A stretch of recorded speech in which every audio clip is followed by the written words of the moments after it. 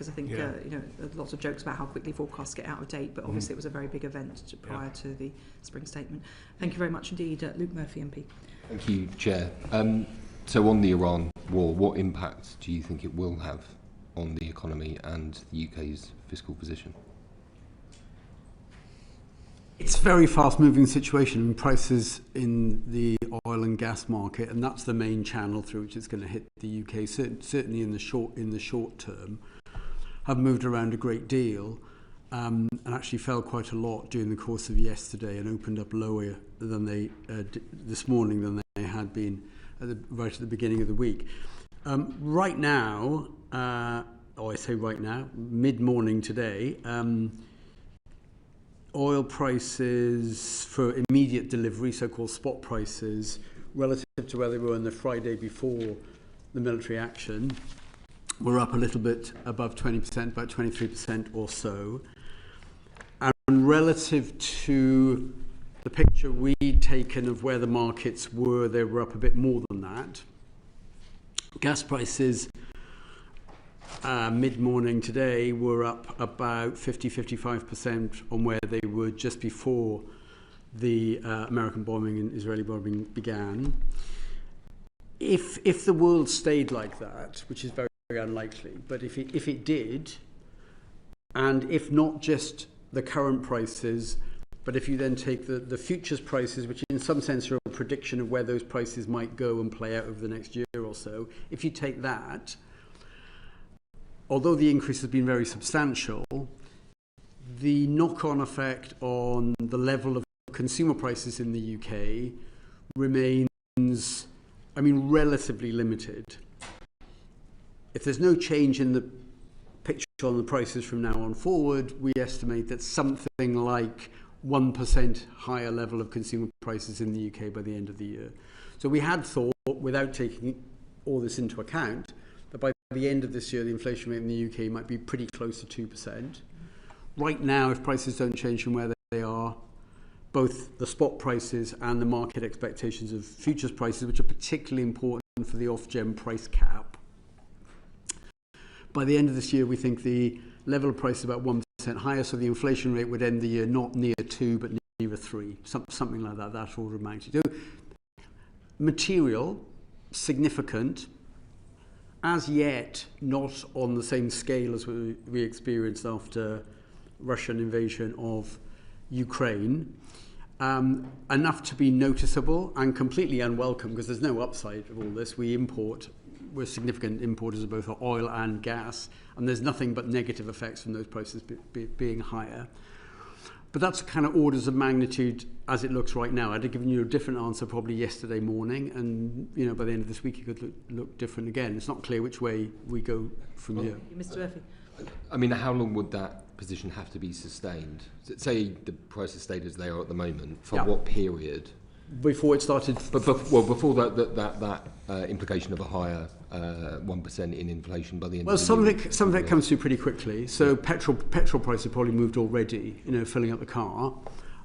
It doesn't affect household energy bills until we get a new price cap from Ofgem. That doesn't kick in until July, beginning of July.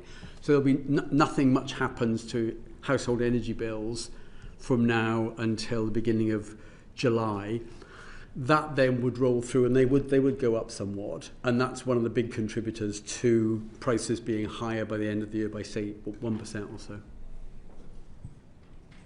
If the quite just for the sake of argument came to end at the end of today, prices began to fall back, would we still see a longer tail of kind of impact on inflation, or do you think that was shorter? I'm trying to get a sense of the degree of time that this would have to go on for it to have that kind of I think if let's say 4 or 5 weeks from now, prices were about more or less where they were before, I think you'd see very limited effects on consumer price inflation. It would be a little bit higher in the short term because petrol prices would have gone up, but then they'll come down pretty quickly.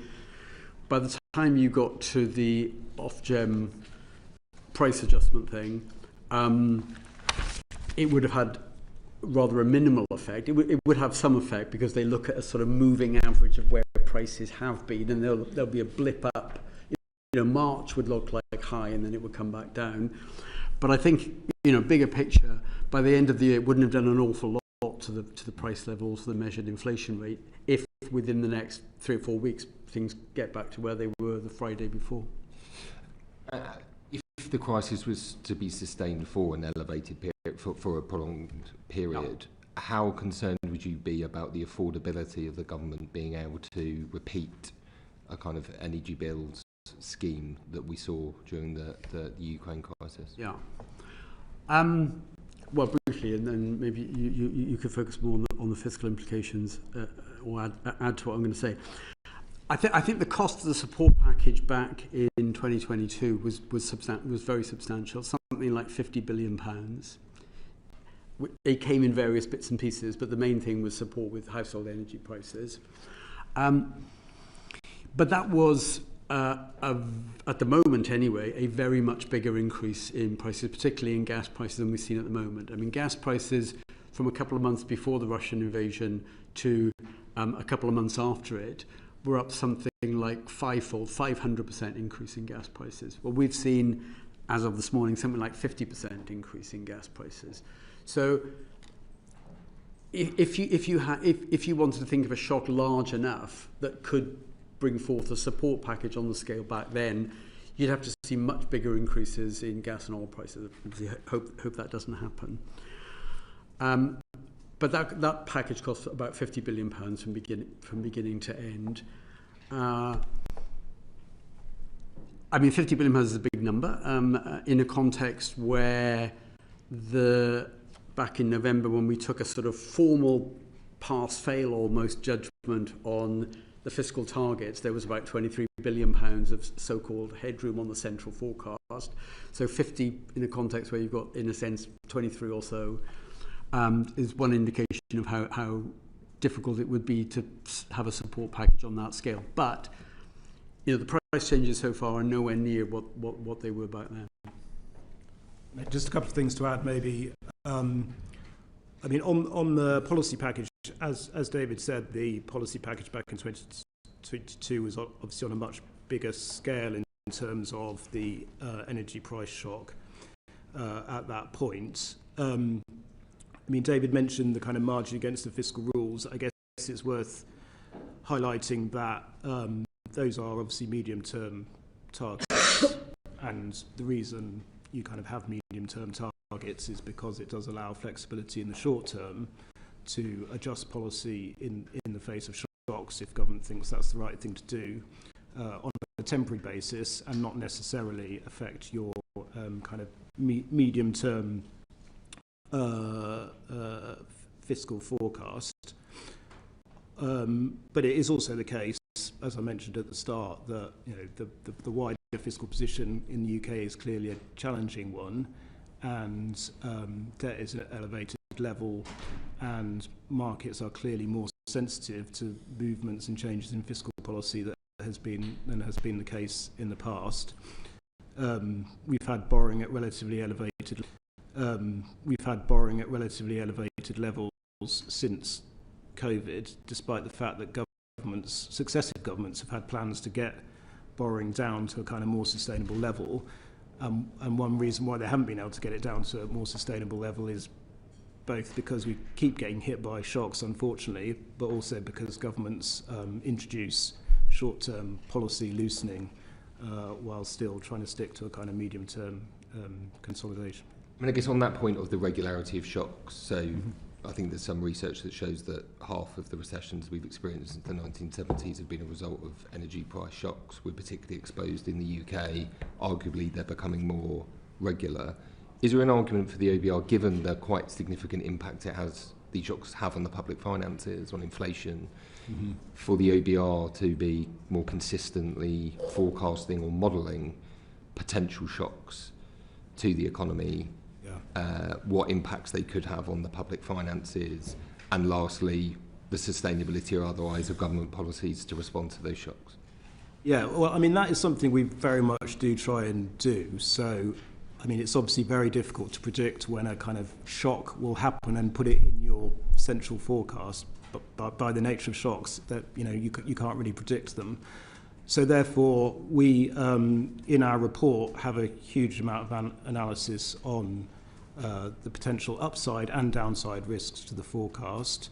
And certainly in the past, we've done quite a lot of analysis on the potential impact of energy price shocks on the fiscal position. We did one most recently in March 2024, when there was a bit of an escalation of the conflict in the Middle East at that point, and looked at the potential implications of that for the fiscal position. And we also try and do a lot of that sort of analysis in our longer term fiscal risks and sustainability report, not just on energy price shocks, but on other areas of potential risk to the public finances. So I think for us, that seems the appropriate way to do it is through that kind of risk and sustainability analysis. It's sort of very difficult to try and predict when a shock will happen in your central forecast. Thank you very much, Mr Murphy. Jim Dixon, MP. Thanks very much, Dame Meg. Just about the public finances and net borrowing going forward and what the current state of play is. I think you said when you last came before us that net borrowing was stuck at about 5% of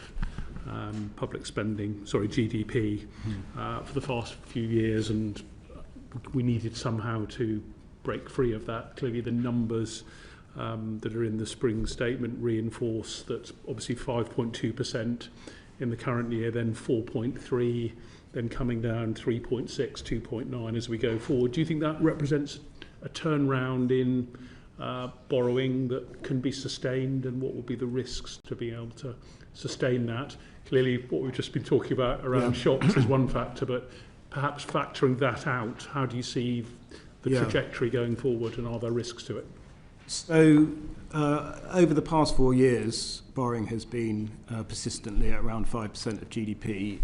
We are expecting in the current forecast that this year, 25-26, ending at the end of March, it will come down to around 4.3% of GDP. So it's starting to decline, and as you say, a further decline gradually over the medium term down to around 1.6% of GDP. And that is getting down to that kind of level is a level which would mean that debt is broadly stable, slightly falling. It's a central forecast, so there are many risks around that, but they are both to the upside and downside. Clearly what's happened in the Middle East is a sort of short-term downside risk, but there are many others that we highlight in the report. So one of the biggest ones that we've obviously talked a lot about at this committee is the outlook for productivity growth in the UK, where we made an adjustment in the budget. If productivity growth were sort of to remain at the very low levels we've seen over the past decades, we estimate that would raise borrowing by about 40 billion a year. On the other hand, if it were to return to sort of towards the levels we saw before the financial crisis, then that's a big upside, around 50 billion a year. Things like interest rates, equity prices, again, both downside and upside risks around that forecast.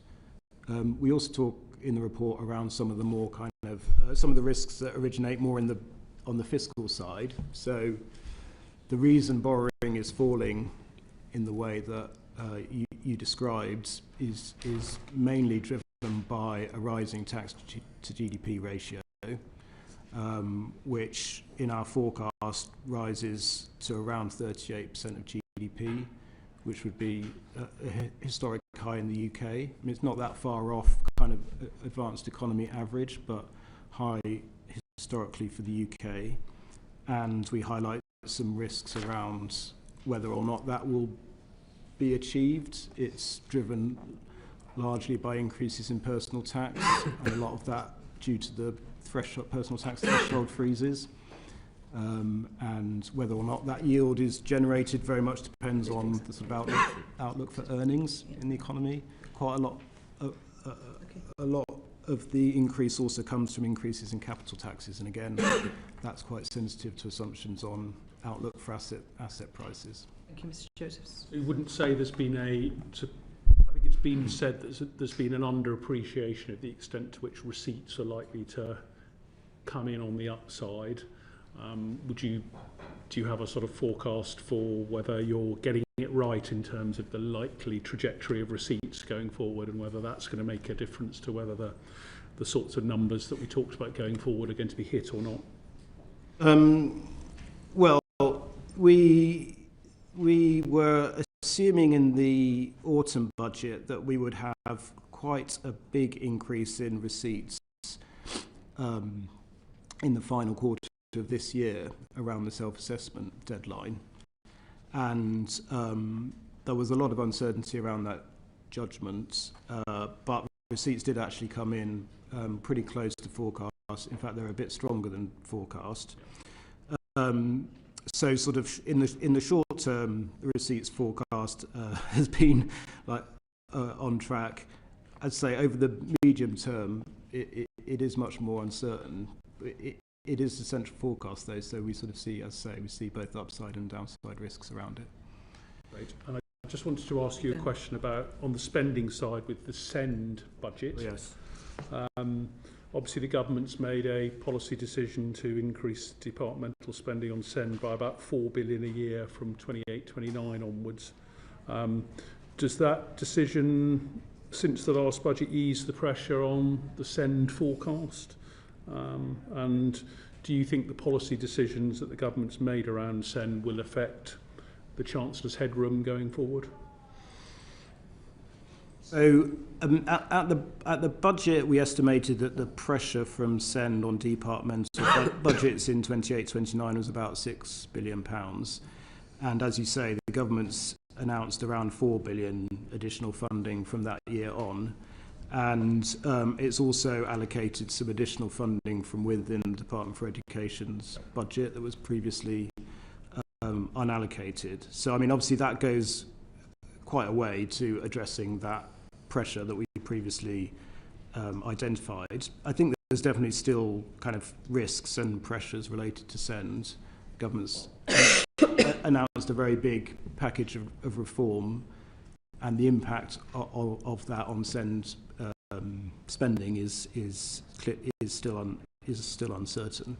Is that something you'd be modelling going forward in order to understand whether government's made sufficient provision for SEND, particularly, for instance, on the reforms? There may be incentives for spend ahead of the reforms, as, for instance, parents try and get their children onto EHCPs, which might be more expensive, and bring spending forward. Yeah, that is possible, and that is a risk we've flagged in the report. Well, we will certainly be monitoring pretty closely that area of spending, because it has been one that has grown very rapidly over the recent past, generated a lot of financial pressure both for local authorities and for central government. So it will, very important that we kind of keep track of that as the reforms are implemented. Thank you very much, Mr Dixon, and briefly from Mr Chris Coughlin MP. Thank you, Chair. Mr Joseph, you rightly highlight the fiscal position and borrowing concerns. If the government's portion of borrowing related to defence spending was guaranteed through common issuance with allies, would you expect that would improve the fiscal position or have a positive impact, just given the common guarantee on the interest rate? I think that would very much depend on the nature of any agreement that was made. So it's quite hard for us to kind of be able to model that in the absence of an agreement. We have some analysis in the report on the pressures from defence spending and the government's commitment to get to 3.5% of GDP in 2035, which is obviously a very significant commitment. Would cost about £40 billion in addition in today's money.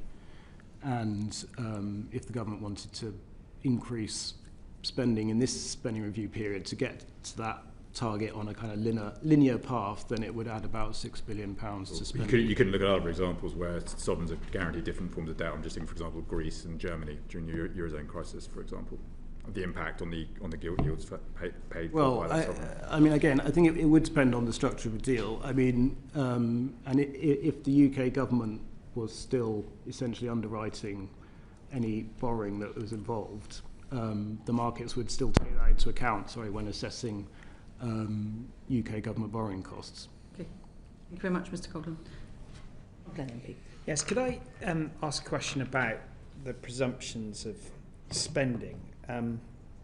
I think the government say they want a real terms increase of 0.3% in 29-30.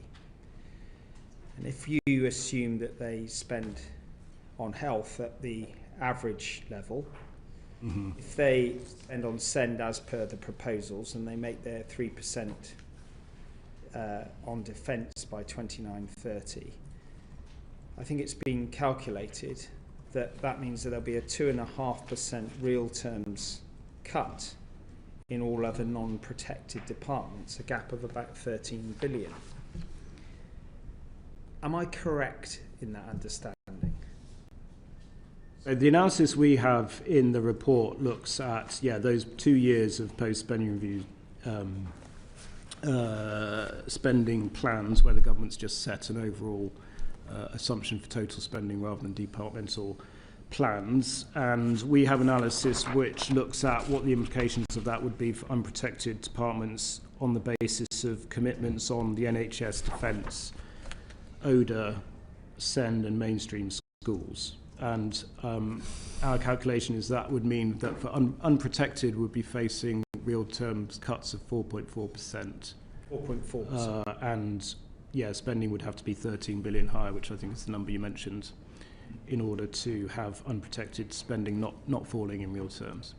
I mean, that is, in any terms, quite a challenging situation for any government in terms of the presentation of the reality of over 4% cut in those unprotected departments. It leads one to sort of draw the conclusion that all of these numbers are sort of loaded to get through the immediate term, but aren't very realistic. What could happen that would what would maybe the most likely scenarios, Mr. Joseph, that would change that outcome? And do you see that as realistic, given your experience in this role? I mean, going back to my previous answer, in order to achieve the fall in borrowing that the government has set out and get debt to a level that is, get debt on a kind of broadly stable path in the medium term, does require spending to be broadly stable as a share of GDP over the forecast period and tax rising. So that's kind of what you need to do to get the public finances onto a kind of sustainable path. And obviously, that will require the government to make choices when it comes to spending reviews around either some pretty tough prioritisation or finding ways to drive greater efficiency in public sector spending. I think the answer that the Chief Secretary tried to give me this morning was around the value of efficiencies. Have we seen efficiencies of that scale to deal with that degree of deficit, 4.4%? Oh, I mean, we certainly have seen times in the past when governments have been able to reduce public spending through a combination, I'd say, of prioritisation and efficiency savings. But I mean, it's certainly challenging. We move on to look at growth. Between your forecast in late November and last week, for this year, I believe it went from 1.4% to 1.1%. Could you explain to the committee what was the main drivers of that, please? Professor Miles. I think partly is a response to the data we've actually seen over the last 3 or 4 months since the November budget, which has been disappointing in terms of economic activity, and GDP has not been growing as firmly as we thought might happen back at the time of the budget. It's also the case that the labour market looks like it's cooled a lot more quickly, and unemployment's gone up more than we thought. And the sort of forward-looking indicators of business confidence, investment intentions remain pretty weak. The view we've taken is that this weakness then rolls out through much of this year. We've taken a view that it's more likely than not a reflection of a build-up of spare capacity in the UK than it is a permanent erosion of productive potential of the UK. in a sense, that's the optimistic end of a spectrum of interpretations. I mean, the more pessimistic interpretation is, even though we had reduced our assessment of productivity growth back in November, we didn't do it enough, and we're seeing the fruits of ongoing, even weaker productivity growth. I think that's not a central forecast, and I think ours is a bit more plausible. What it means is, though, as you rightly point out, that growth through this year turns out to be, materially lower than we thought just a few months back. If we're right that what that reflects is a build-up of spare capacity, it does at least allow the scope for some more catch-up a bit later. And in a sense, you get it back a bit further down the road. But it's 1% next year and a 0.1% following year. That's the. What you mean getting rid of the spare capacity that's built? Yes. Impact on growth. It's very marginal in 27 and 28. Isn't it? Yes, it is. So you get marginally higher growth the years after this year, so that you end up at the end of the forecast horizon with marginally higher growth for the back end, which offsets the bigger weakness in the growth in the very short term. So that's roughly how the forecast goes. That depends on whether we've now got a central estimate of productivity growth. I think it is, but then I wouldn't I? Because I wouldn't put my name to the report if I didn't think that. But there's plenty of risks either side. I'm going to pass over to my colleague in a moment, but can I just sort of challenge you in fairness? There are significant measures out there that are suggesting that there is greater positivity in some sectors of the economy. And there's the PMI surveys in manufacturing and services are at significant highs in January. Does that not suggest that you're being pessimistic and that in fact we're on the cusp of a productivity turnaround and confidence levels are in a different place? Yeah. It's possible, and I'd like to be proved wrong and hope that happens. If you look at hiring, though, in the labour market, the picture's a bit bleaker than that, and new hiring has dropped off really quite sharply. The unemployment rate has moved up, and firms seem reluctant at the minute to take on new workers, and that's having impacts in the labour market, particularly on people who are entering the labour market for the first time. But you're right. I mean, it could be that now we have a central forecast anyway of productivity that is too pessimistic.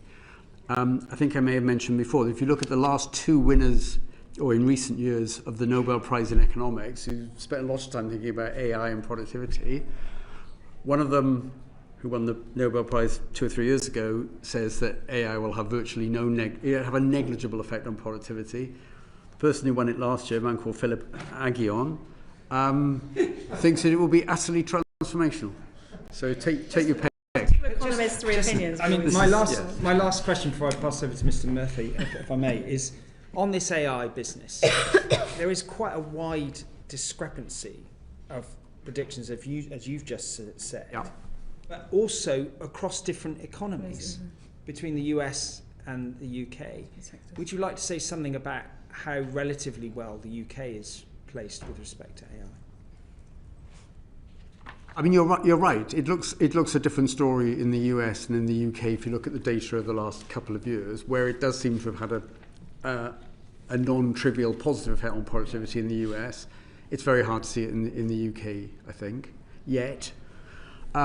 On the other hand, the UK, it could be we're just lagging behind the US, and we've got a relatively large number of people in the UK who do research on AI. We have strong work undertaken in universities, for example.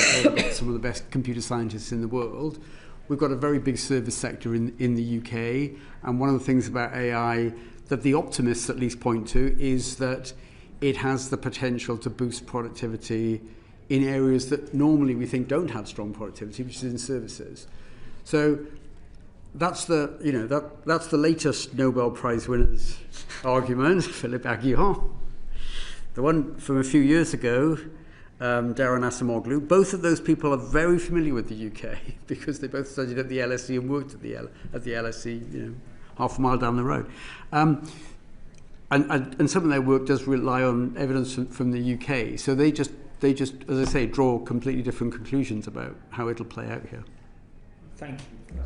Thank you very much. Mr. Luke Murphy, MP. Thank you, Chair. I had two follow-up questions. One was just on the productivity point, and the work that the Resolution Foundation has done, particularly looking at payroll data. What is your, rather than the Labour Force survey, what is your assessment of their analysis? I mean, they're right that it makes a big difference because the Labour Force survey and the payroll data point to a really different trajectory in the number of people employed in the UK over the last 6 months or so. And the one that shows that there are fewer people working, not surprisingly, if they're using the same GDP output data, you get a stronger picture on productivity growth over the last few months. If you take the survey which shows much lower employment growth over that period, and that's the payroll data. I think it's a bit difficult to feel certain right now which one is more reliable of those two. The Labour Force survey clearly has very major problems in the past. I think the responses to the surveys from the Labour Force survey have increased recently, so it is becoming somewhat more reliable. Whether that makes it as reliable or more reliable or a lot less reliable than looking at sort of the payroll data and tax data, I think is a bit hard to judge at the moment. But it certainly makes a difference which one you look at. Do you worry that, having come under some criticism, debate around modelling around productivity and its impact last year, that you could be missing it on the upside? Is that I mean, it may be we made a change just as the data show that we were right before. We just got the timing a bit wrong. I'd actually be, I genuinely would be pleased if that was true. I've got kids who are trying to enter the labour market right now. I'd love it to be the case that productivity went up a lot. So it'd be good if we were wrong. Can I just a slightly a related question to growth? There's obviously been a lot of focus on the supply side of the economy, but there are some economists pointing out that actually the stagnation in living standards could be leading to a big issue on the demand side, and that actually if a strategy on living standards was more central to the theory of growth, it could help boost demand and supply. I wondered whether you had, and that the government should have a bigger role in stimulating that through a greater focus on using fiscal capacity to raise people's living standards. I wondered whether the OBR takes a view on such things. Very briefly, I think I'd say that the fiscal capacity is pretty constrained in the UK right now. I mean, we've got debt at 100% of GDP. If you go back to before the financial crisis, it was less than 40, and the Chancellor then, Gordon Brown, said, we'll never go above 40, and now we're at 100. It's been very difficult to try and bring the deficit down from, as Tom was saying, sort of round about 5% of GDP, which is a very high level. Outside wartime, the UK hasn't run fiscal deficits in many consecutive years of that level. So I think the constraints on fiscal policy are pretty severe. Would it be helpful if there was more money available to help people with standards of living and people who are struggling, people struggling to pay bills? Well, yes, of course.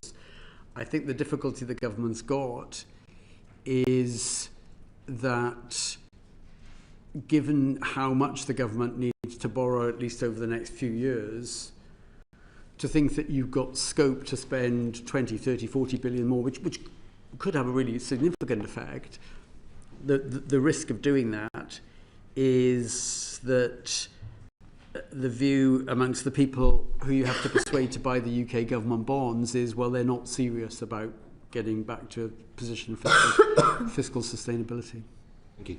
Thank you very much indeed. Back to John Glenn MP. Yes, could we turn to unemployment? You mentioned in one of your previous answers, Professor Miles, that we've seen high unemployment. I think it's for certain age segments, particularly young people, it's reached quite worrying levels.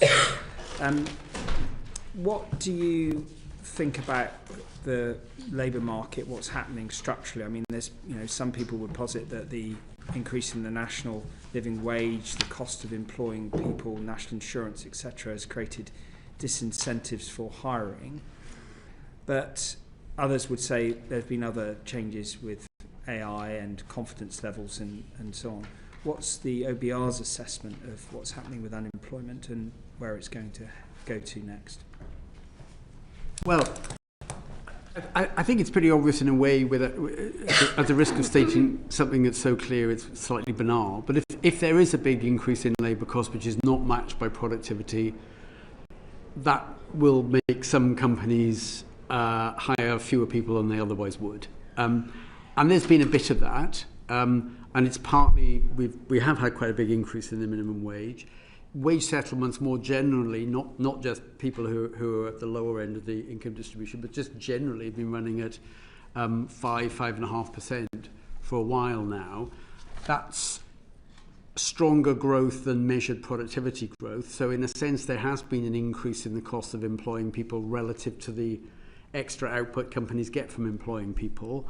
And it's hard to see that as anything other than a sort of constraining factor on levels of employment. We have taken account explicitly of the movements in national insurance contributions paid by employers, and that's been in the forecast ever since that policy was introduced. You had it as decreasing labour supply by 50,000 in I think it was something like that. So not transformational, not a disaster, but clearly not welcome in a world in which unemployment has been going up.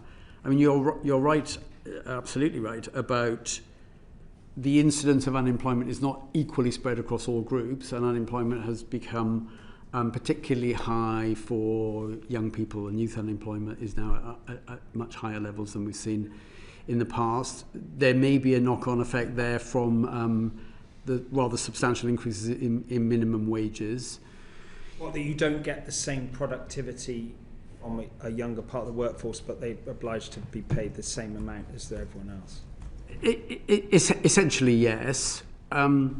How big a factor that is in isolation from other factors, and you mentioned AI, where I think it is difficult to work out whether companies are substituting away from workers to, in a sense, computers. And that's a technological thing that may not be much affected by minimum wages or wages running a little bit ahead of productivity. It's just that you've got a new technology that turns out to be a substitute for labour more than a complement. By substitute complement, what I mean is that there is one view, again, it's the optimistic view on AI, that actually what it does is it doesn't substitute for people, but it increases the productivity of people. So you get no hit to employment, you get higher wages because people are just more productive. That's an optimistic view what AI does. The more pessimistic view is, well, it's more a substitute than a complement to labour. Yeah. One interpretation of the sort of weakening labour market is that, well, the more pessimistic view, the substitute view, gets a bit of support from what's happening in the labour market. I think, frankly, it's a bit too early to tell. Sorry, I just want to sort of try and hone in on this, because you've acknowledged that youth unemployment is disproportionate to other levels of unemployment. It seems to have increased more than general unemployment. Yeah. But trying to understand that, what's what we're trying to get to, a better understanding of what's driving that. You've had a bit of a discussion about a number of factors. What would be the answer you would give, the official answer from the OBR, in terms of why there are more young people now unemployed? Well, my own view is one significant factor there is that if companies decide that they probably need no growth in the labour force, or maybe a slightly smaller labour force than they thought before, the natural way, the first move you would make is you'd stop hiring new people, rather than making some people redundant and at the same time hiring some new people. And since the biggest effect of what you might call a freezing in hiring is going to be on people who are joining the labour force for the first time, they're the ones that by definition have to be new hires somewhere. It's maybe not so surprising that you get a disproportionate impact when the market goes through a period of suddenly hiring.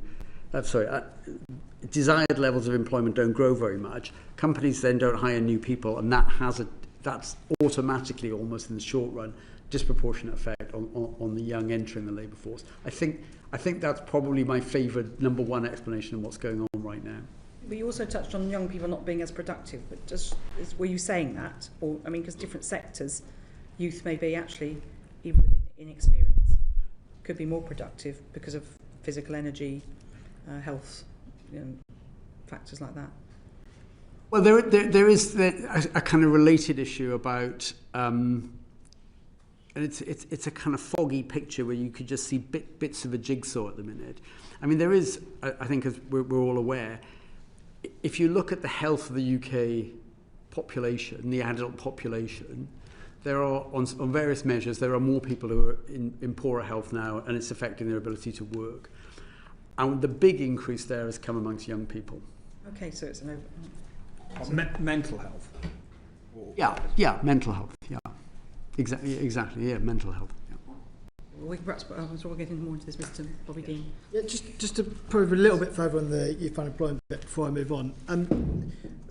It wasn't just the cost of the labour going up in ordinary terms, in terms of the taxes going up and the minimum wage going up. Yeah. There's also the threshold change, which particularly affected any business that employed a high number of people on low wages. Is that correct? So hospitality and retail being two examples of that. Because of the way the threshold changed, the business decisions might change for them in terms of how many people they want to hire, because the cost impact. Yes. So I mean, one way of putting it might be if your workforce is predominantly well above the minimum wage, and they're not sort of new young people coming into the labour force who are relatively lowly paid, one of your responses to, for example, increases in taxes and national insurance and all that, is that you can try and offset it with slightly lower wage settlements, or even ask people to take small wage cuts. I mean, you obviously can't do that if your workforce is overwhelmingly at the minimum wage, because that's the minimum wage. Yeah. And so I guess what I'm putting to you is, do you think a potential effect on youth unemployment has been because this particular change to employment national insurance hits those industries that tend to employ young people in their first jobs? Yes, I think there is something in that. I agree with you. Okay, thank you. I'm going to move on to immigration. Can you just Harriet Baldwin. Sorry. Yes, just while we're on the subject of unemployment, if I may, Chair, a question for Mr. Josephs, because I remember you scored the planning reforms as being a boost to the economy. Have you scored the Employment Rights Act at all in your work? No, so we've not yet scored that, on the basis that we talked to both business and employers' representatives, and the view very much is that the economic impact is still very dependent on the outcome of the further consultations the government is doing and the final details of secondary legislation in a number of key areas. I don't think it's putting anyone off in terms of employing anyone at the moment, while it's uncertain. It's certainly creating uncertainty, but we've not in our forecast incorporated any impact yet, and we'll hope to do that once that secondary legislation is finalised. Thank you, Chair.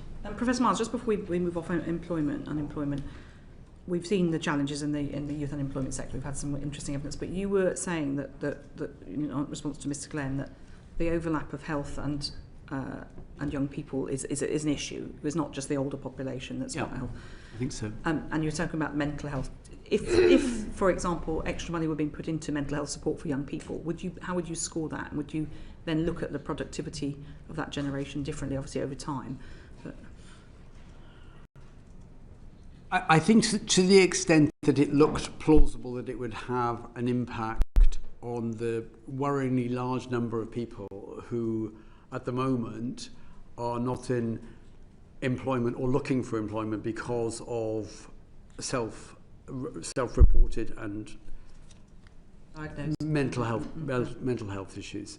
And if it looked likely that you could help a lot of those people back into the labour force, then yes, I mean that could be persuasive enough that we'd say, well, yes, there'll be more people people employed and people will be brought into, you know, the productive labour force, and that would have a positive impact on output. To be clear, so young people in work, you were talking about the productivity being less. Can you just be clear about the relationship between that and mental health? Because I want to make sure we haven't misinterpreted. Yes. I think on the mental health issue, I was talking more about people who were outside the labour market and were not looking for work because of mental health issues, really. So young people being less productive is because they have less experience in many sectors rather than health? Well, I think it's inevitable, and particularly if you look at very young people who are looking for work at, you know, 17, 18, 19 years of age. I mean, they're unlikely to be at the start of their working life as productive as someone who's, you know, 10, 15 years into the job, and that seems natural, you know, almost any industry, I think.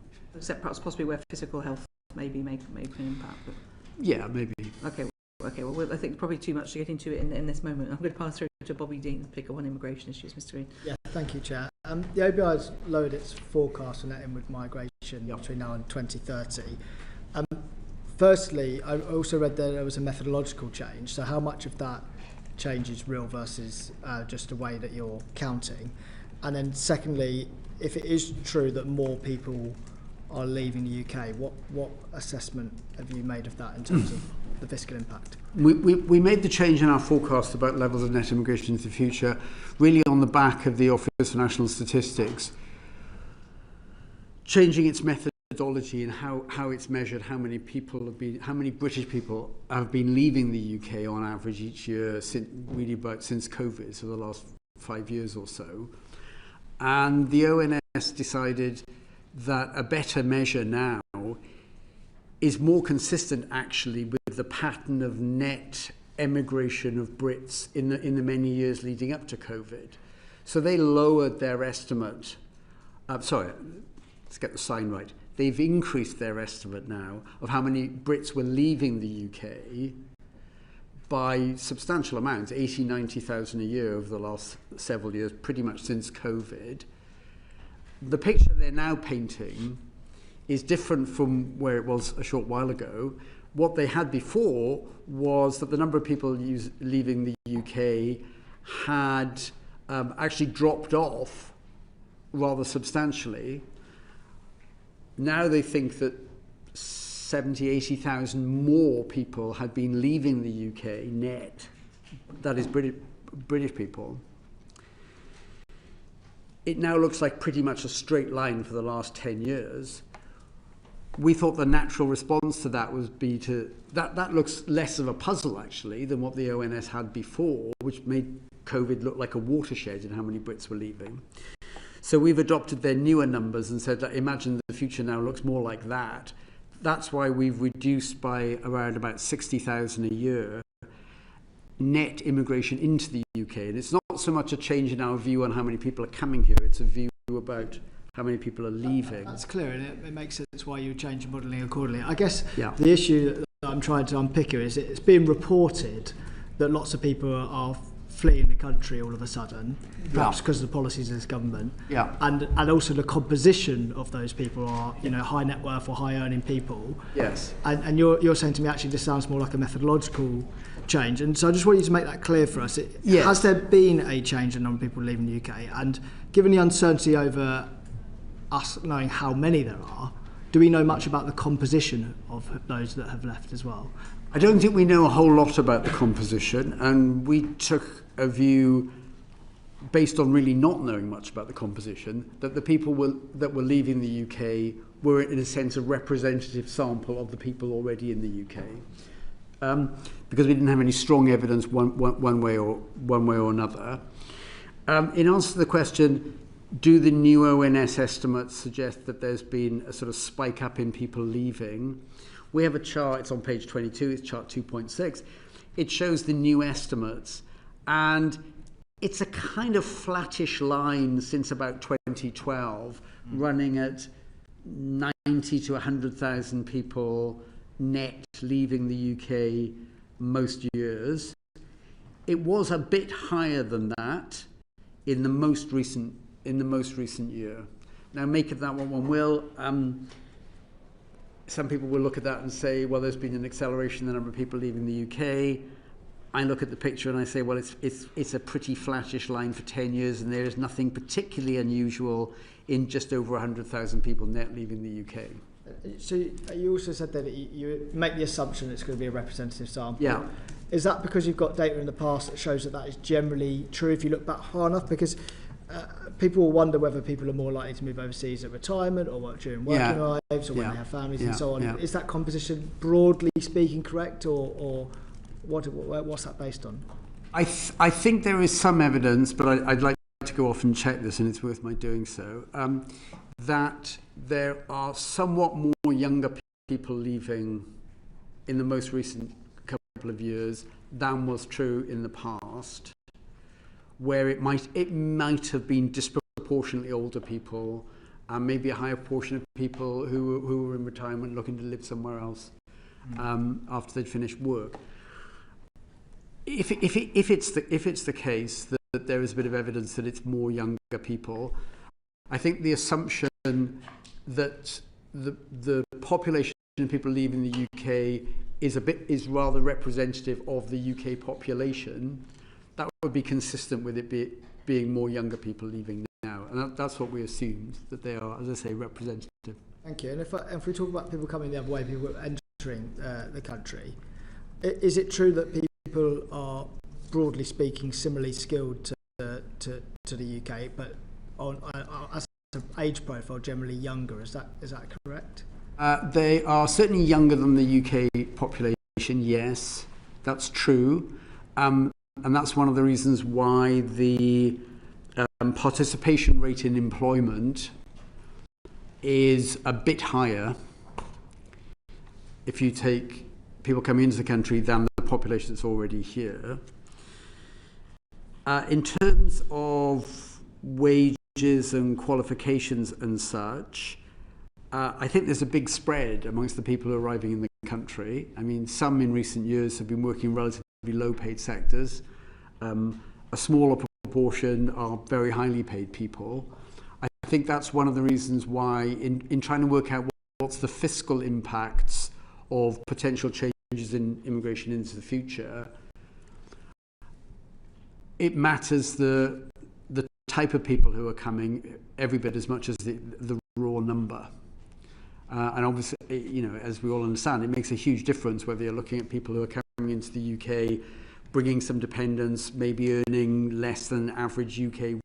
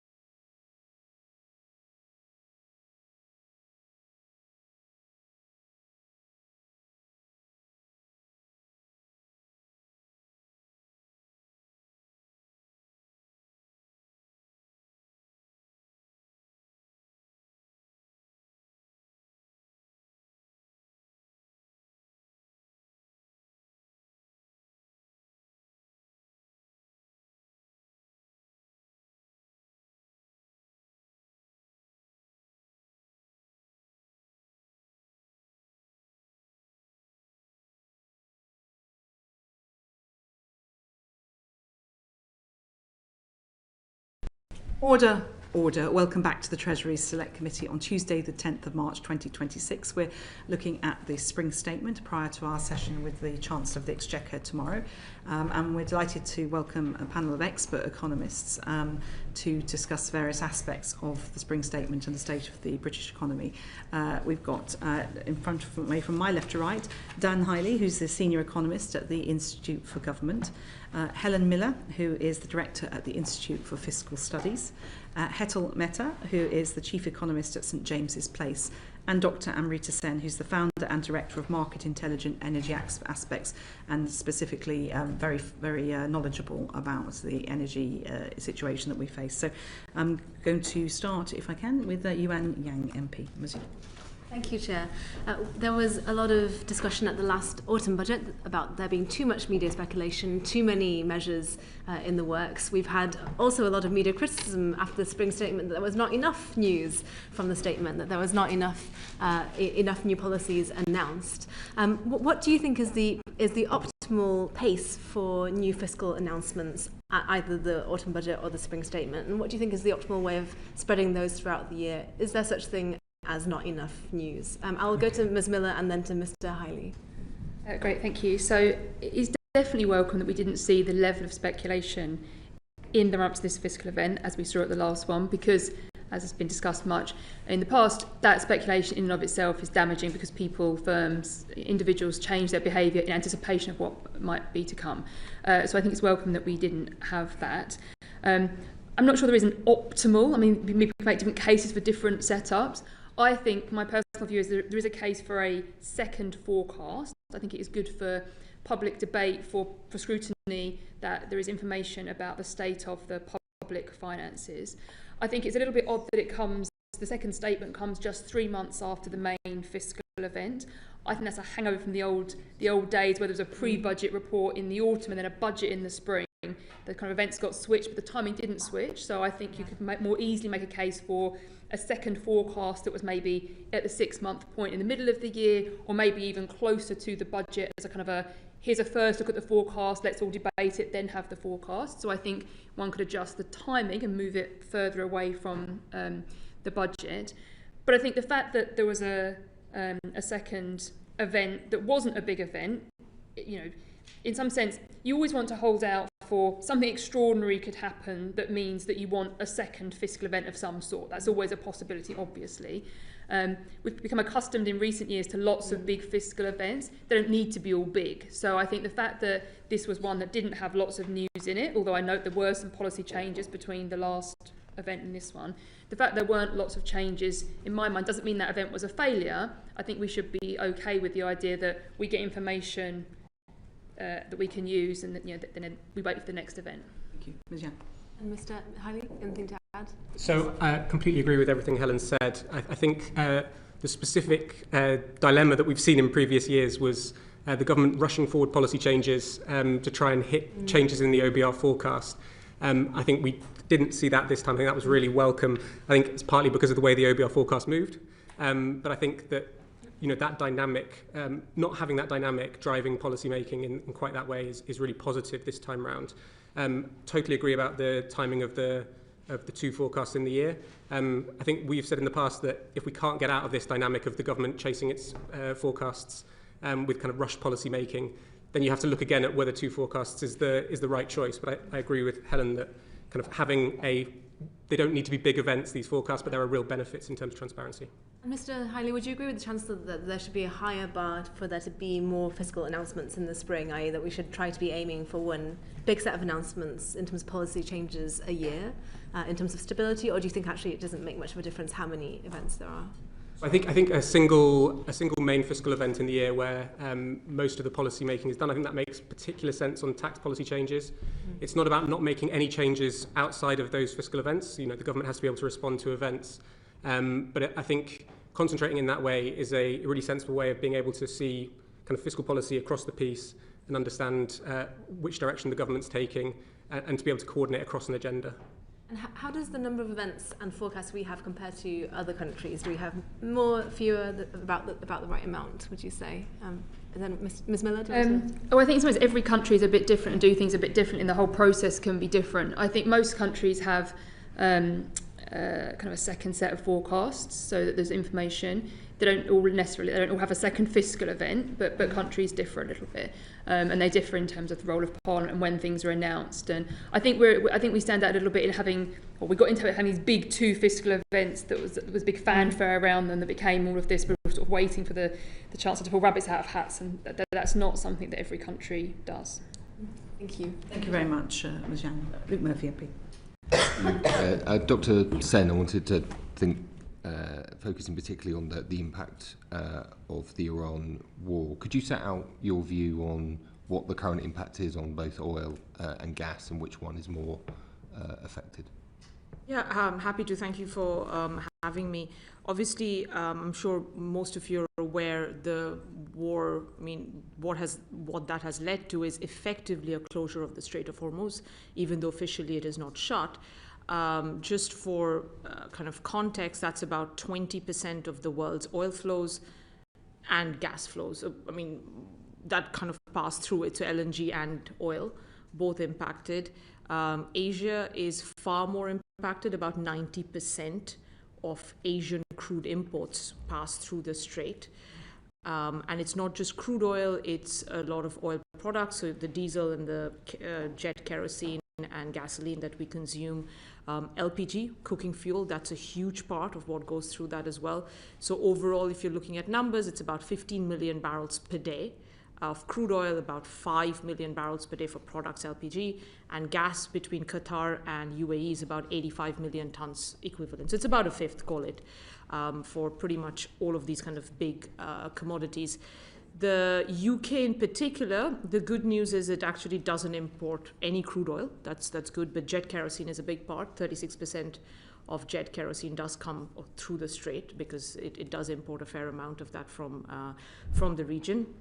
There's a few other products here and there, but still 10% or less, so not too worried about that. LNG is about 4% of kind of what goes through the strait. But still, I think what I would highlight is that what has happened, and this is something everybody in the industry has feared for 40 plus years, and now that it is here, my struggle here right now is that I don't think the industry quite knows how to handle it. We are currently looking at north of 6 or almost 7 million barrels per day of outright production shut-ins. If I just go back to when the Russia invaded Ukraine, and I remember, we were getting questions similarly, Russia's exports are about 4.5 million barrels per day. So what we've shut in today is going towards doubling of that, just for context. And 15 million barrels per day in terms of the crude oil that moves. Yes, there are some diversions, but we are talking about similar levels to what during the peak of COVID we needed to reduce, when demand fell. Similar, it was about 20 million barrels per day. So I just wanted to give that context around how big it is in terms of the stranded elements when it comes to oil and gas and what is stranded right now.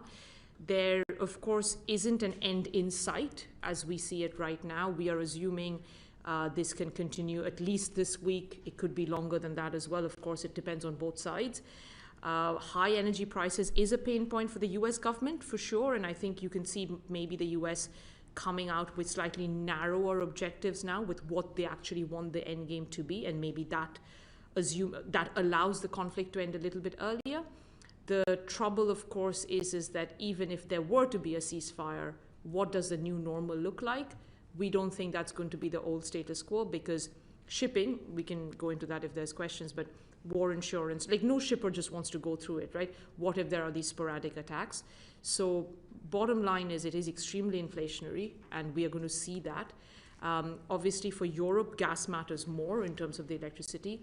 For the oil side of things, yes, Europe gets from the Middle East, but much more is from the region itself, right? Europe has its own production. West Africa produces a lot and gives it to Europe, US as well. So there are alternatives. It's Asia that is seeing the biggest impact. But because oil and gas markets are global, it's not that Asian. Sure, there are certain Asian prices that have gone up, but all of us are seeing the impact.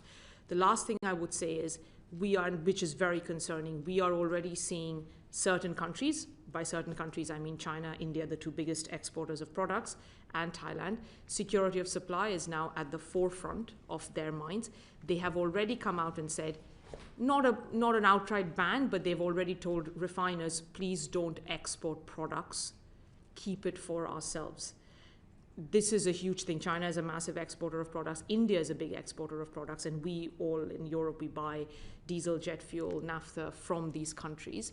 So again, the pass-through for the end consumer is going to come through that oil products markets. So essentially you're saying there are medium to long-term impacts, regardless of, even if this were to end tomorrow, that we now would need to factor in, although we don't necessarily know what all those implications are. Is that fair? I think I'd go with the latter, which is we just don't know what it looks like. I would not assume that just if it were to end tomorrow, we just go back to what we were, say, end of February. I think there will be a lot of caution.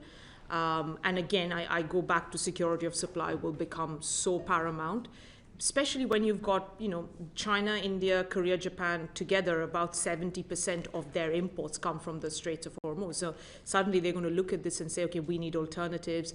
We need to look at our own security of supply very differently. And they will all take measures which just mean that you're going to have a bit more of hoarding potentially from Asia that has implications for what's going on over here. And like I said, we just don't know how long this will take to kind of go back to quote unquote normalcy, where shippers can rest assured that there are not going to be any attacks on any of the vessels or on infrastructure. As we are sitting right now, there are attacks on energy infrastructure in GCC countries going on right now. Refineries are shutting down, etc. So yeah. Beyond oil, do you have a view on the kind of the broader basket of products that we're going to see kind of inflationary impacts in? I think someone talking about fertilizer. Yeah, so gas, but I think that's what I'm saying. I think gas probably has a more immediate impact, and we've already seen in some of these countries fertilizer costs. I mean, obviously gas is a huge input to it. A lot of countries in Asia, they've already said to the fertilizer companies, you can't use gas because everybody's going to prioritize consumers. And power industry, like industry generally, is getting the hit and saying they're being told do not use gas. So potentially, again, depends on what alternative sources they have to burn. Could be green energy, but could be even going back to liquids. The other thing we are kind of going through and doing the work now is the second order effects. Look at Taiwan, for instance. The chip manufacturers, gas is their biggest source of power in terms of the generation fuel, right? So suddenly, do you get those second order impacts where you start to halt factory production because of you're not getting enough gas from the Strait? So those are the things we are looking at. So it's not going to stop at the energy level. It's going to go to the next level where if industry is being hit, which it is, absolutely, I think you're going to start seeing that, not straight away, right, but in a month or two. How do you think this crisis reflects on the government, the UK government's current medium to long-term energy policy of moving to clean energy? Do you think that has validated that in some way? Or? I mean, look, what I'd say is, at least the numbers we do and the way we do the analysis is we've always been big believers that all forms of energy are going to be required. I think the notion that we're going to go into peak energy demand has been proven to not be working out. Even the IEA came out and kind of changed their tune on that. When you have such levels of demand growth, I think it's going to be very hard to just focus on one form of energy, be it green or be it oil and gas. I think you will need all forms. And I think for us, it's more about let's decarbonize. If you're going to use hydrocarbons, decarbonize it. And then you can, of course, on top of that, use the green energy that's required. But using green energy as baseload at times like this is also a problem because, again, if the wind doesn't blow, for instance, you then have the other issue of then having to use gas, which is going to be much higher price level. So there needs to be a much better balance across the board. So in our previous panel, Professor Miles from the OBR suggested that if this was prolonged, we could see inflation rise to 3% by the end of the year. Do you think it's too soon to make modelling assumptions around that? And then I'll direct that to you, and then Ms. Miller, if you could say a bit more about what you think this implies about the kind of public finances and inflation in the near to medium term. Yeah, I'd say it's probably a little bit too soon because I know it feels like, I mean, everybody's, I'm sure, up 20 hours a day right now given everything that's going on, but it has been a week, right, and a week and a bit. So I would say, look, if this continues through March, then yes, we need to talk about it, because again, it's the feedback loop through all the different supply chains that we talked about. We are going to see an impact. And I think the one thing I will mention is that gas prices and oil prices both, we were going into this era of gas, everybody was talking about this global glut, lots of projects coming online. We are already starting to hear from major producers such as Qatar, you could start to get projects delayed, because again, big companies will also be very careful in redeploying staff to the region after what has happened. So suddenly some of the kind of glut narrative shifts as well. Same with oil, we were supposed to be in this big oversupplied market. I think that narrative shift is very important, because suddenly that forward curve or the futures curve just goes up higher across the board, and then that feeds through the inflation, and that's when the interest rates do come into the picture. Before we move to Ms Miller, I just wanted to ask you, Dr. Sen, you mentioned that 36% of jet kerosene, that's to the UK, comes from the Straits. So you presumably then that leads to an increase in the costs of flights, or is there any way that the airline industry can mitigate that? Unfortunately, I think jet is probably the worst affected globally, by the way. And I mean, of course, everybody's talking about the crude oil price, but there are prices for jet that have gone above $300 per ton. Like, it is really crazy what's going on in the jet market, because so much of the jet production is in the Middle East, and they also kind of transport that over here. It is not going to be possible to meet that jet demand through other sources, because part of it is because Asia also produces a lot of jet fuel, and if they are not getting the crude oil to make that jet fuel, that's going to have an impact. So I'm expecting quite significant rises in airfares. So you think it will go straight through to airfares, and realistically, I mean, people will be planning their holidays now for the summer. Some will have already booked them, so could potentially have an impact on airlines' business model, because they've already been prepaid at a lower rate. Yes, I mean, some of the airlines also hedge, so I think that if they've done that, that would have helped them a little bit. But in general, we absolutely should be expecting higher airfares for at least the next couple of months. Thank you very much indeed. Helen Miller, picking up on Mr Murphy's question. So, I mean, I think it's unambiguously bad news for living standards in the UK and for public finances. I think there's no upside to any of this. No one knows yet how bad the bad news is, because it really is going to depend on how prolonged the conflict is and how high inflation goes. I think the big effects of this are going to be through inflation, for all the reasons that were just discussed. So not just the direct effects on airfares and the price of filling your tank or heating your home, all those other knock-on effects. So transporting food will become more expensive. Basically, a big input into what we do has become more expensive. We are going to have less resource. Just picking up on the sort of public finances angle of that. I mean, inflation will feed through in a few direct ways. So, for example, if the inflation measure ends up being higher, that will sort of lead directly into higher welfare payments that are indexed to inflation. The effect on overall public spending is a bit more complicated, because basically, obviously, the government sets out cash plans.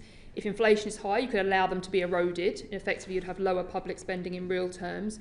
You could, however, see pressure to top up plans to keep them going in real terms. We could see calls on the government to step in and put together some kind of energy package to support households. That would come with with a cost. You would see higher receipts. We have a tax system based on cash. A higher cash economy means bigger tax receipts, but that inflation would also mean lower growth, and that would have a dampening effect. It would also depend on how the Bank of England responded with interest rates, where you see higher interest rates would feed through into higher government borrowing.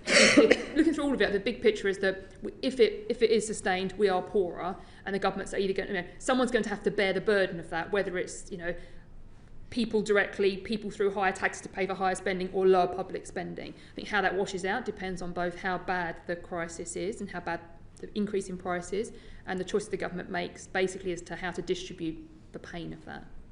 Thank you very much indeed. So moving to John Glenn MP. Yes, can we... Sorry, you and Yang, did you want to come? Did you yes, Dr. Sen, I wanted to ask you, you last came to speak to this committee at the start of the Ukraine war, when there was also another global energy shock. Do you see that the UK economy is in a better position to weather those shocks these days than it was 4 years ago? And if not, what more do we need to do to change that? I think in general, most countries, I would say, including the UK, have done a lot more and learned a lot from the Russia-Ukraine crisis in diversifying a lot of kind of energy. But again, the imports still are from very similar countries, right? That hasn't necessarily diversified, but we do get a lot more energy from the US now, which has been definitely a change because they've been increasing their production. The challenge, I think, unfortunately, for this time around is that we have never seen something like this. On a volumetric basis, this is the biggest disruption in the history of the energy market. So, you know, even if the UK has done better or worse, it doesn't matter almost, is kind of what I'm trying to say, given the scale of what we're seeing. But again, I go back to what I was asked earlier. I do think a balanced grid is a better outcome, and rather than relying on one or the other. It's not just kind of going green, it needs to be a balance of everything, given the shocks tend to, you know, this is not just an isolated industry. When you hit one, it kind of cascades through all the other bits and pieces as well. Thank you. Thank you very much, Michelle. John Glenn, MP. Thank you. In the previous panel, you'll have heard that we heard the evidence from the OBR about the presumptions around where spending will be towards the end of the period. I think for the unprotected departments, a 4.4% cut. I think the IFS states that for next year's spending review, there's an assumption around day-to-day departmental budgets growing by 1% per year over 3 years. What lessons can we draw from previous seasons of how realistic that actually is? Because, and if I may, just so that I can stop and listen to more wisdom from you, Ms. Miller, you've also, since last time we saw you, put together a traffic light proposal. This wasn't universally well received. We had Mr. Hughes say that it would give the opportunity for people to, I think he used the word target or target shop. I think you'd like the opportunity to respond to that. Sure, thank you very much. So on the first one about public spending, I mean, I think it is worth saying that the governments really do have choices here. So spending overall is still planned to grow in real terms. There is no inherent law of the nature that says that governments couldn't stick to that, right? That would be a choice. We have, however, many times pointed out that it's going to be challenging in the context where there are just a whole laundry list of pressures on public spending that we could, you know, send, disability, defence spending, the list could go on. And the public finances already have some pretty punchy assumptions about productivity improvements that may or may not come off. So I think in the context of there are lots of pressures on the state, that does look pretty ambitious. And again, if we saw a government trying to increase defence spending, doesn't have to, but if it did, that will clearly put pressure elsewhere. It is historically unprecedented for the UK to be trying to increase defence spending and health spending simultaneously. We haven't done that. We've done that reverse to date. So it is unusual. If we look at history, then what you see is that what governments tend to do is pencil in tighter plans and they actually go on to deliver when the time comes. It's always easier to say, I'll do that tomorrow. For now, I'm going to top things up. So I will not be in the least bit surprised if that happens. That's not saying it, that's not a prediction. I think I say it is within the government's power to follow through on their plans. It will be a choice to deviate, not a certainty. But history suggests that that would not be at all surprising. On the traffic light proposal, I think there's sort of two different bits of that. So we published a piece of work a month ago or so, basically talking about the fiscal rules and the fiscal frameworks and highlighting what we saw as problems with that. We said very clearly at that point that there is no, in our minds, no optimal fiscal framework. There are pros and cons of different approaches, they come with different trade-offs, and in some sense the context really matters. We have a fiscal framework that I think is under-delivering, not just because of the precise rules that have been written down, but because of the norms that have grown up around them in some sense. And therefore, into that debate, we put a set of proposals for a different system. I'm happy to debate the pros and cons of that. Separately, after the Spring Statement, we put out kind of a traffic light system. Sometimes that's not saying this is a new set of fiscal rules. This is just saying as a way to look at the state of the public finances, whether or not you want to make those the fiscal rules or not, just a kind of a health check. And what we're trying to do there is to say, I think changes in forecasts invite all of us to focus on what changed in the forecast. What I wanted to highlight was that actually the forecast itself is still the big news here. And the changes are small relative to the underlying story, which is that debt is high, borrowing is high, the interest costs are high, the current public finances are vulnerable. And to tie back to your original question, they do look better, the traffic lights go greener at the end of the forecast if you think the government is going to deliver on its plan to get borrowing down very, very starkly. If we didn't see that, then you'd have a set of traffic lights in our version that was still, there's lots of reds and dark oranges there. So we were really trying to display to try and move the debate beyond the just, have we got any headroom, yes or no, to that broader picture of the health of the public finances and sort of remind people that actually we still are in a pretty difficult position.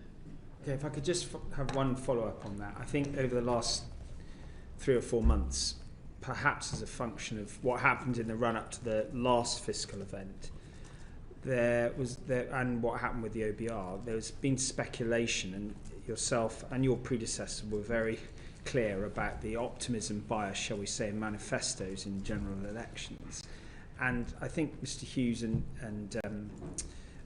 Sir Robert Choate, in their evidence to the committee a few weeks ago, were also clear that actually we need less chopping and changing if we're going to move the dial. Do you have any reflections on that? Because one of the, I think, frustrations is that we do have, for people looking in at our economy, is that governments come in, they make interventions, there's not enough time to really assimilate their effect. Do you think your proposals would help with that? And what other things could we look to ensure that we have a more rounded and sort of authoritative view of public finances that will withstand that short-termism? Yeah. So I do think the short-termism is a problem. I think it's worth saying, I don't think it's unreasonable that a government wants to make changes to policy, and it might be perfectly plausible that a government wants to make changes every year because they're progressively doing something better. I think the problem is when we have changes that are not the result of some well thought through policy process where we think, yes, we know this is right. It's like, oh dear, something happened, we need to change it really quickly, and the volatility is highlighted into bad policy choice. That's what concerns me, as opposed to the fact that we change policy at any given frequency. What we were arguing is that given, and it's not really a statement necessarily even about like the fiscal rules in abstract terms, that given the debate we are currently having, where it's been laser focused on this headroom number, and the debate has descended into those two numbers, it's kind of to the expense of other things. The argument is, would it be nice to break out of that equilibrium and try something that actually shone a light on the broader set of things? So I think a traffic light, again, there is no optimal here in my mind. There are just pros and cons. Our argument is that a traffic light kind of system would naturally lead you to realise that there were more things to focus on. And in some sense, it would be harder to game it because you might be able to game one, but trying to game a list of indicators would make it harder. But I think what we need, whether you use a fiscal traffic light system or something else, we need to get to a place where everybody is focused not on a given headroom number, but on the broader picture of debt is high, borrowing is high, debt interest costs are high. How are we going to get in a position so that those things are better, so that if shocks come along in future, we're better able to respond to them? Thank you very much indeed. Could I move to Ms. Mehta on the gilt yields that we see in the UK? They're the highest in the G7. Please could you explain to us why that is? Sure, thank you for the question. I think there are a number of factors that move gilt markets, and one thing that's really important to think about when we do international comparisons is actually just people focus a lot on, say, the 10-year gilt yield and just compare that to, say, Bund yields in Germany or treasuries in the US. We also have to think about what the risk-free rate is in all of those countries. So the ECB policy rate, for example, in Europe is significantly lower than it is here in the UK. That needs to be taken into account. There are also currency impacts that need to be taken into account. So when our investment team actually strip those factors out, the UK doesn't look particularly, in terms of gilt yields, don't look particularly high compared to other peer countries. It is true that gilt yields have risen, in absolute terms, as the pressures on borrowing, pressures on inflation, and that's something that is being priced in, and the fact that the Bank of England may struggle to cut interest rates also feeds into that. But actually, on the kind of more comparable measure, actually gilt yields look broadly in line with other countries. So essentially you're saying that the analysis and the commentaries are quite superficial. They don't take account of the real value, relative values across different jurisdictions. Yes, it's a kind of crude measure. Many market commentators and economists will look at a kind of quick and easy measure for comparability, and the calculations involved to actually strip out those other aspects can be a little bit convoluted. But yeah, it's an exercise certainly worth doing if you want to have a more credible look at the of what's considered the inherent kind of issuer risk. So do we think the UK government risk as an issuer is more significant than that of another country? Thank you. I may just move to Mr. Hale and talk about the effect of the... Mr. Hale. Ms. Hale, I'm so sorry. Could I ask about the dynamics of our processes in the UK and the effect that the OBR has had? I mean, it's been... there was a lot of discussion about the dynamics between the Treasury and the OBR in the run-up to the autumn budget. What do you see in the way that the OBR's dynamics have evolved with the Treasury, and are we in the best place? Well, I think in general, since the OBR was formed, the relationship with Treasury has been pretty good. I think we've benefited from the OBR having access to government data in a way that previously we haven't had to enable scrutiny of what the government's fiscal plans are. I think coming off an autumn where clearly some of those relationships were strained, I think it's the quieter process in the run-up to the spring forecast has clearly helped. And I think that as a result, we've had a much kind of smoother run-in. I don't think that, I know the committee is looking at the OBR 15 years on more widely. I don't think that means that nothing needs to, there are no opportunities to improve those relationships. But I think certainly in the 3 months since the autumn budget, what we've seen, partly because the government hasn't been bringing forward lots of new policy measures, is a much quieter run. I recognise that. I think everyone would say that. It was a pretty difficult situation before the budget. But I just mean in terms of perhaps more fundamentally about the Treasury's forecasting function when it has to live within the OBR's almost determinations. Is there a danger that the dynamic of decision making means that the reference point is, well, what does the OBR score rather than what an elected government thinks is the right thing to do? I think that would be a really unhelpful dynamic, and I think we've seen the risk of that, particularly on the question of whether questions about whether the OBR would score certain policy measures on the supply side as improving productivity. And I think the move to increase the level at which the OBR is willing to look at supply side scoring is probably very helpful in terms of focusing, in terms of moving away from a situation where internally within government the Treasury is looking for policy ideas that might be able to get over this line and be scored. And only do things over 0.1%. Exactly, right? To raise that threshold from where it was before and to have some other criteria kind of in addition to that qualitatively. So I think we're hopeful that will make more of a difference in terms of making sure that it's not kind of what the OBR will score that drives the government's policy agenda. There's also room within the Charter for Budget Responsibility and in general for the Treasury to disagree with OBR judgments and to set out why they think that's the case. And I don't think it's... so I think in general the OBR isn't kind of in the position of driving government policy. It's a set of government choices, and therefore the government can choose to diverge or even at the limit change how the system works, frankly, if they don't think it's delivering what they want from it. Mr. Bobby Dean. Yeah, thank you. We were talking about unemployment in the previous session, and I think there are still some question marks over how cyclical we think maybe this problem is. So typically we would see maybe a spike in taxation or living wage or something that will come out in the wash over time, but it feels like it might be stickier this time, not just because of the effects of AI, but also because of the cumulative impact of all of these changes and how it's particularly affected young people in particular. Ms. Matt, I don't know if you want to comment on that, whether or not you think we could be seeing a structural change to the labour market because of the series of changes that we've seen by this government. I do think that on balance there is likely to be a structural element to the unemployment. So I think the upward revisions in the near term from the OBR, broadly I'd agree with. The unemployment rate is already close to those levels anyway at 5.2, near the OBR's peak. The risk for me is that the decline in unemployment is much slower. Part of that is the I think the structural weakness of productivity growth. I know obviously the OBR did take down their assumptions last time. I still think they are, albeit more realistic in my personal opinion, they are still at the more optimistic end.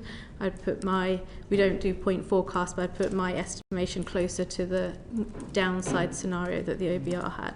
So that's the structural element. See, there have been a number of policy changes, whether it's regarding the national living wage or the taxation element that was discussed earlier as well. It's very difficult to disentangle the cause from the correlation, but there's definitely been an incidence where those sectors exposed and the demographics, so younger people being exposed to the tax changes, or the sectors that employ lower income employees have seen the bigger changes in terms of payroll employment. And so if that policy is to persist, then that may be a kind of structural headwind to unemployment as well. And then if I can just add on artificial intelligence as well, so far the evidence is pretty mixed on the rate of adoption across different countries, and the UK probably sits somewhere middle of the road in terms of AI adoption. The US probably further ahead in that as well. But the sectors and the age demographic that is likely to be first hit by that may be, again, some younger, less experienced people where AI could be a bit more of a substitute than a complement. Thank you. And Ms Miller, at the time when the employment national insurance contribution changes were announced, the RBR obviously baked into their forecast some effect on the labour market. It sounds like we might already be beyond that point, and it also might persist for longer. So what impact will that likely have on the public finances and the expected tax revenue from that change in the first place? Yeah, so you're right, the OBR did initially say that higher taxes would lead to fewer jobs, which is completely what you would expect. The question is always how many fewer jobs, obviously, and that's difficult because we can't measure that directly because lots of things in the economy are changing. You have to somehow estimate that. I think it's too early for us to be able to estimate how much has been of any change in employment or unemployment has been the tax versus AI or national minimum wages or something else. So I think we'll have to in some sense wait and hope we can look back and work it out a bit. So I don't have an independent assessment of is it how much higher or lower it is than the OBR, but it would have an effect. One number I do have in front of me is that you're absolutely right that a central judgment in the OBR forecast, in their central forecast, is that unemployment is temporary and it comes down again. They do some other scenarios around that. If unemployment settled at, say, 5.5%, and if that was because of the higher labour costs as opposed to something else, then they estimate that borrowing could be around 21 billion higher by the end of the forecast period. So that gives you a sense of scale of, if it wasn't temporary, if there was some structural element related to higher labour costs, that would have a material effect on borrowing that you would have to do something about in some sense. So I think the answer is we don't know yet how much of it has been employment related to the tax cost directly. But this stuff matters, and it matters obviously for the people involved directly. It matters unemployment, but it matters for the public finances too. And would you? I need to move on.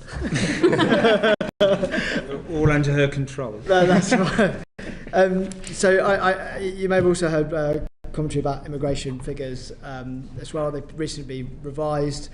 Do you have any views on what the sort of real activity of emigration is right now, and what impact do you foresee that might have on the public finances? And if I can squeezing my second question straight away, with the proposed changes to the immigration system in the UK, what do you think the sort of medium and long-term impacts to the public finance would be of those? Yeah. The short answer is I don't. I think my main takeaway is that the UK needs better data on these things. We have a real lack of information about the composition of people who have come to the UK, the composition of people who are leaving, and clearly the composition is going to matter hugely. It really matters whether you have people who are low skilled and young versus retired. Who's leaving matters a huge amount. So what I would note is that given that the OBR changed, as was discussed earlier, its forecast based on the ONS revisions, I would expect the OBR to be looking at inward migration, not just numbers but types of people, because that obviously affects the forecast.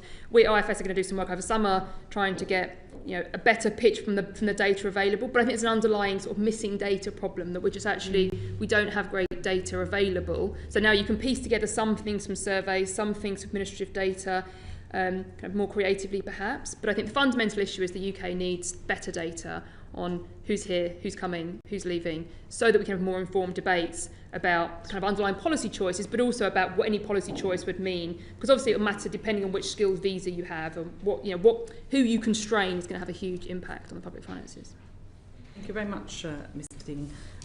Dame Harriet. Yeah, leads right into my question really. It seems extraordinary when there's so much anecdote about, a millionaire leaving the UK every 45 minutes and a giant exodus of wealthy people, that there doesn't seem to be any data about this mix of net migration and the amount that people are paying. And you're saying that you haven't been able to find any data on that.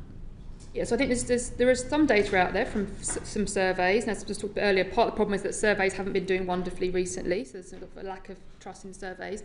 And there's some administrative data, but often, the administrative data is collected for tax purposes, it's not collected for the purpose of monitoring people. So I think in general, not enough is known. And there's a separate issue about, even if we had perfect information about everyone in the country and their characteristics, it still wouldn't, some of the questions about how are people responding to policy aren't things that one can measure. You have to work out, because all things are changing, lots of things are changing at the same time. So I think there's an underlying data problem, but it would still be difficult to know the effects of policies. If I may just ask Ms. Mehta, because I think your firm manages money for lots of wealthy people, would you say, from the point of view of your business, and obviously I don't want you to give any confidential information or anything that's not public, but have you seen a behavioural response amongst your clientele?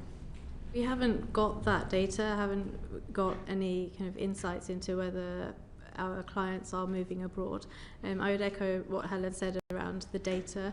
I also note that I think HMRC said that it will be in the 2027 self-assessment data when we'll get a much clearer idea of whether people have moved in response to the tax changes over the last year or so.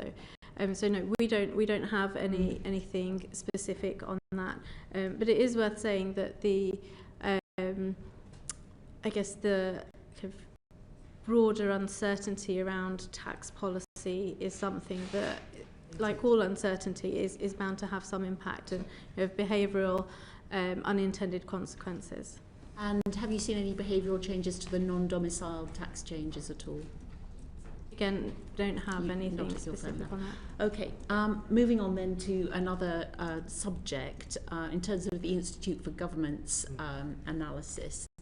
One of the things that was in the statement last week was that another 1 million people of pensionable age who rely exclusively on the state pension will be brought into paying personal taxation because of the thresholds being frozen. And I just wondered, from an administrative point of view, we've heard in interviews that the Chancellor has said she wants to do something about that. She doesn't want to be taking small amounts of tax off lots of people whose only income is a £12,500 state pension. Have you done any work on this from an Institute for Government point of view? We haven't done anything specific on the most recent change. I guess it's a general problem with tax threshold freezes as a method for increasing the tax take through those taxes, that you will come across these kind of threshold effects and as you bring people up through the threshold. And therefore it's one of the things that government should be thinking about when they think about... This will be a particularly vulnerable group of people, absolutely. Elderly pensioners. Absolutely. On very low incomes. Yeah. Has anyone else heard of anything that is being used as a solution potentially by HMRC? So I don't know what HMRC are thinking of. One thing I'd note is, in some sense, if the only issue was to say, take people who only get the state pension, you could just say, we won't tax you, and you haven't got to do right to declare it. I think that is probably relatively straightforward, although obviously you have to think of a mechanism for that. I think the harder case is going to be, what about somebody who has a very small amount of other income, £50 in dividends or something very small? Do you then default them into tax income? What's the boundary issue basically? At what point does their full income come in or not? So I think that the interesting, and that's a policy question as much as an industry question. That's a kind of a question about at what point do you want to start taxing somebody, and then the mechanism of how to do it can sort of follow from that. But I think that question about when is the bit of state pension over the threshold going to be taxed, if ever, I think is the kind of policy question. Okay, we will continue our investigation on that subject. Thank you very much. And I did say at the beginning, I think before the cameras went on, that we have the Chancellor at the Exchequer in front of us tomorrow morning. So I'm going to ask each of you what you would like to ask her if she was sitting in front of you. So I start with Mr. Hiley. Thanks for that. Well, I think you're well. You should be well versed and rehearsed in this at the IFG. So I think we had the spring forecast. We know that central forecast is no longer our central forecast for where we think we're going. I think there's a question for the Chancellor about structuring the short, medium and long-term government policy in terms of thinking about what are the decisions that need to happen now versus where are the areas where you can improve policy design on what happened last time. So there's a question about if this is the similar size of shock to previously, and we've had that discussion a bit already, but there's also a question of how the policy response can be changed and improved. So I think it's at that threshold of kind of what are the short, medium, long-term ways you think through that. I'm sure that's very much on her mind, but thank you for that. Helen Miller. So I was trying to think of a question that wasn't entirely obvious in the sense that, partly there's obviously questions about the state of public finances and does she still think she's got the right plan after the Middle East? But in some sense, a more specific question would be, that I would genuinely like to know the answer to, is to what extent does she feel like the gaps in data are holding back her decision making actually are the things that she wishes she knew that would make her better able to make policy? And then I would suggest that it's within her power to direct a bit of resource in that direction, whether that's about immigration. Should make all economists in the room happy. No, actually, I think a lot of this is not about economists. I think actually it's about much more fun. It's about people who go. So whether it's about immigration or whether it's about having the data that if you think in the winter you want to be making a big energy support package, I'm not saying they should, but if they did, spending a bit of money now to collect the data that would allow you to target that package, so it could save billions of pounds in the winter. So why not now think about getting some smart people collecting some data? So yeah, I'd have a nerdy data question. I think we're in the nerdy camp together then, Ms. Miller. A lot of us here around the table. Hetal Meta. I think for me the clear thing is that obviously agreed that there's been far too much focus on one specific fiscal headroom number, but it's really to understand the extent to which tax versus spend versus kind of growth policies. What's the pecking order? Should there be a shock and that fiscal headroom, that buffer is eroded? What is the menu of options? In what order would the Chancellor actually try to tackle it? And I'm sure she's thinking about that, Dr. Amrita Sen. I think I'd focus on, in terms of where my remit sits, is how is she thinking through the energy cost and the pass-through mechanism, especially if this goes on, what does it look like for the winter for households? I think that will be important. And I also do echo what everybody said over here. I work in an industry where I would have said London in particular had a huge number of energy, like oil, gas market participants, whether it's traders, hedge funds, etc. Talking to pretty much all of them, they are in the Middle East somewhere these days, right? So it's happening. The data would be very, very crucial to that, because otherwise, how do you make the measurement about, okay, are we actually net gaining or losing from these tax changes? Well, thank you very much indeed. And I thank our witnesses very much indeed. That's Dan Hiley from the Institute of Government, Helen Miller from the Institute of Fiscal Studies, Hetal Meta from St James's Place, and Dr. Amrita Sen from the Market Intelligent Energy Aspects. Thank you very much indeed. So thank you as well to our colleagues at Hansard for recording this. Transcript of both sessions will be available on the website uncorrected in the next couple of days, and thanks to our colleagues at Bowtie for the broadcasting. Order, order.